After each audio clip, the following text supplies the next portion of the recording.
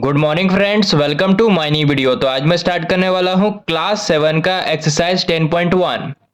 Question number 6 में दिया हुआ है state whether A given pair of terms is of like और अनलाइक टर्म्स। कहने का मतलब है जो क्वेश्चन में हमें टर्म गिवन दिया हुआ है उसमें हमें बताना है कि कौन लाइक टर्म है और कौन अनलाइक टर्म है। तो क्वेश्चन को सॉल्व करने से पहले कुछ एग्जांपल लेते हैं और डिटेल में समझते हैं कि लाइक और अनलाइक टर्म होता क्या है। यहाँ पर एग्जांपल ले लेते हैं। 12x, 12, -25x, -25, -25y, 1, x, 12y, y। ठीक है, ये मेरा एग्जांपल है। सबसे पहले समझेंगे कि लाइक टर्म होता क्या है। तो यहाँ पर लिखेंगे लाइक टर्म। जैसे कि देखो यहाँ पे 12x है, साथ में क्या है x है। तो ऐसा कौन सा टर्म है जिसमें x है। तो देखो यहाँ पे x है, यहाँ भी x है और यहाँ भी x है। तो इन तीनों को एक जगह रखेंगे। 12x, इसके नीचे -25x और इसके नीचे x रखेंगे। देखो तीनों के पास x है, यहाँ भी x है, यहाँ भी x है और यहाँ भी x है। तो ये मेरा क्या हो गया, लाइक टर्म। लाइक टर्म का मतलब जो जो सेम रहेगा उसे एक जगह रखेंगे। ठीक है, उसी तरह यहाँ पे देखो 12 है, सिर्फ नंबर है, कोई अल्फाबेट नहीं है। ए से लेकर जेड तक यहाँ पे कोई अल्फाबेट नहीं है।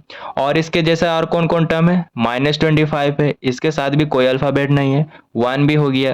तो इन तीनों को एक जगह रखेंगे। 12, इसके नीचे -25 और इसके नीचे 1 रखेंगे। ठीक है, ये मेरा भी लाइक टर्म हो गया। उसी तरह देखो -25y है, इसके साथ क्या है, y है। और कौन कौन सा टर्म है जिसके साथ y है। तो देखो यहाँ भी y है, यहाँ भी y है। ठीक है, तो इन तीनों को एक जगह रखेंगे। -25y, इसके नीचे 12y और इसके नीचे y रखेंगे। सभी के पास y है, तो ये मेरा क्या हो गया, लाइक टर्म हो गया। ठीक है, और लाइक टर्म को ऐड या सब्ट्रैक्ट कर सकते हैं।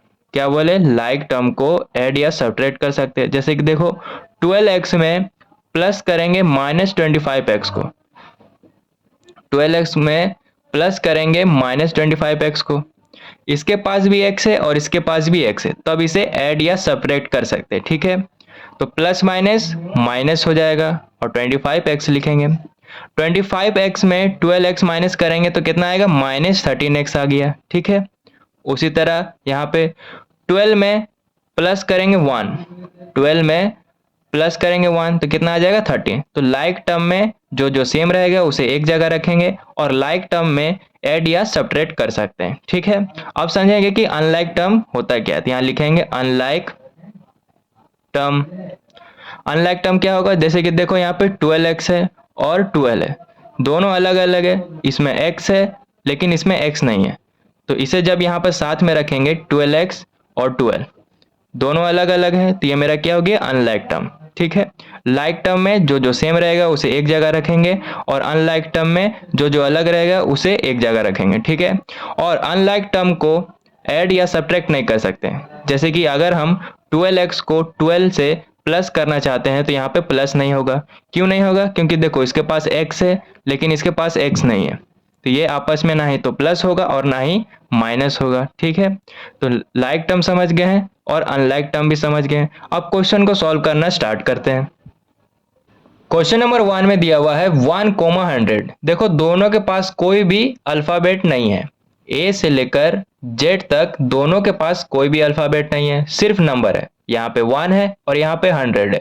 तो ये मेरा क्या हो गया, लाइक टर्म हो गया। तो यहाँ पर हमें लिखना पड़ेगा since 1 and 100 have no variable. Variable का मतलब ए से लेकर जेड तक दोनों के पास कोई भी अल्फाबेट नहीं है। तो ये मेरा क्या हो गया, लाइक टर्म हो गया। तो यहां पर लिखेंगे सो दे आर लाइक टर्म।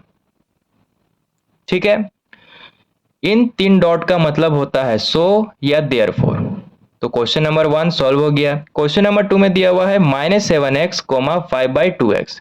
देखो दोनों के पास सेम वेरिएबल है, यहाँ भी x है यहाँ भी x है। तो ये भी मेरा लाइक टर्म हो गया। तो यहाँ पर लिखेंगे both have same variable.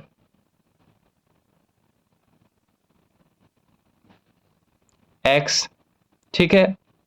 So they are like term. Question number 2 भी सॉल्व हो गया। क्वेश्चन नंबर 3 में दिया हुआ है -29x, -29y। देखो दोनों के पास सेम नंबर है, यहां भी -29 है और यहां भी -29 है, ठीक है। लेकिन हमें नंबर से कोई मतलब नहीं लेना है, ठीक है।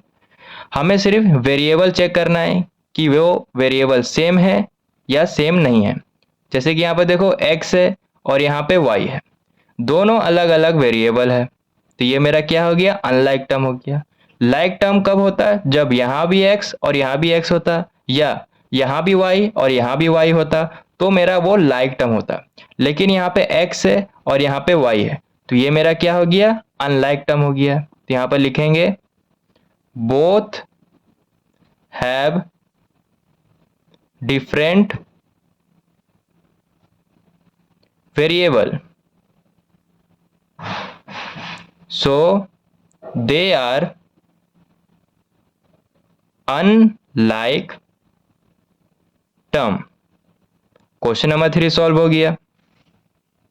क्वेश्चन नंबर 4 में दिया हुआ है 14xy, 42yx। देखो दोनों के पास सेम वेरिएबल है, यहां भी xy है और यहां भी xy है, बस यहाँ पे x आगे है और यहाँ पे x पीछे, तो हमें उससे कोई लेना देना नहीं है।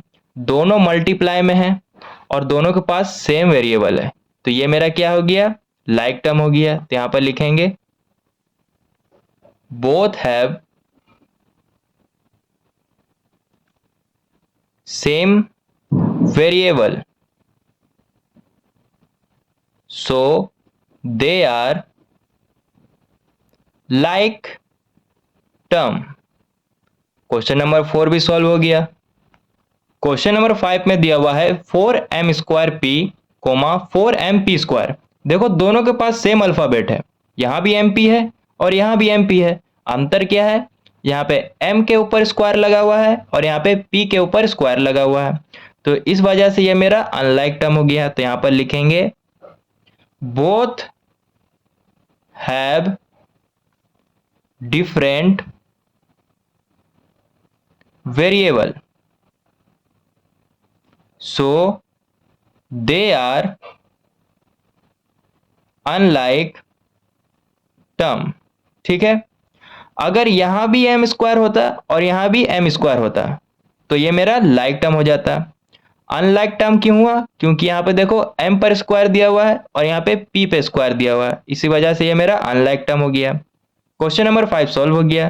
क्वेश्चन नंबर 6 में दिया हुआ है 12xz, 12x² देखो दोनों के पास सेम अल्फाबेट है, यहाँ भी xz है और यहाँ भी xz है। अंतर क्या है, यहाँ पे सिर्फ xz दिया हुआ है और यहाँ पे दोनों पर स्क्वायर लगा हुआ है, x² और z², इसी वजह से ये भी मेरा अनलाइक टर्म हो गया। यहां पर लिखेंगे both have different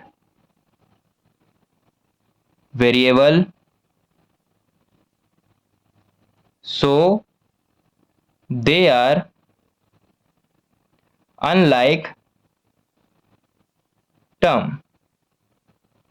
question number 6 भी सॉल्व हो गया।